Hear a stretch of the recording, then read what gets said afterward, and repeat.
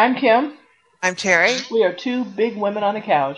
We are edgy, witty, and unapologetic about the things we do, think, and say. I think this topic, Terry, is really about kind of being in the right place at the right time and knowing how to take advantage of something in a really positive way. Because you know about the guy that got that house. I believe was it Dallas? I think. Yeah, it was just right outside of Dallas Yeah, in worth a like really wealthy suburb. There was a house that had been in foreclosure, and the house was valued at well over $300,000. A beautiful he home, got it for like and $16.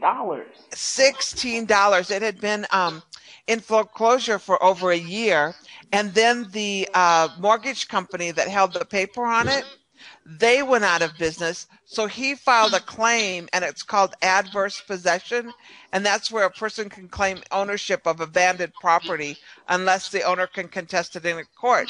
And so, of course, they didn't. So he's sitting at a $300 house that he bought for $16. $300,000 house that he bought for Yes. 16. Yeah, no, that's Yes. pretty amazing. So I guess the lesson here is to you know what's available out there, and really take advantage of loopholes and laws like that. Because I mean, I'm gonna start looking for abandoned houses now for real.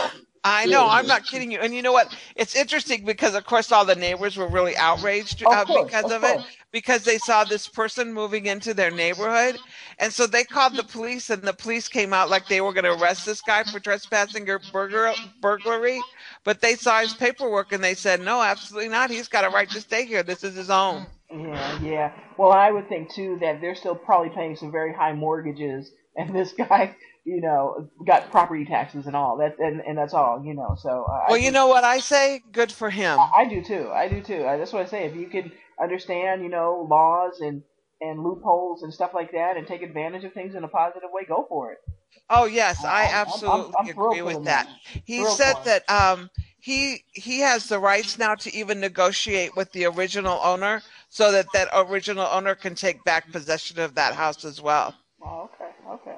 Well, So that'd be I think great. it's great. That'd And be great. again, I think anything, I think the mortgage companies really took advantage of people in that whole mortgage meltdown a few years ago.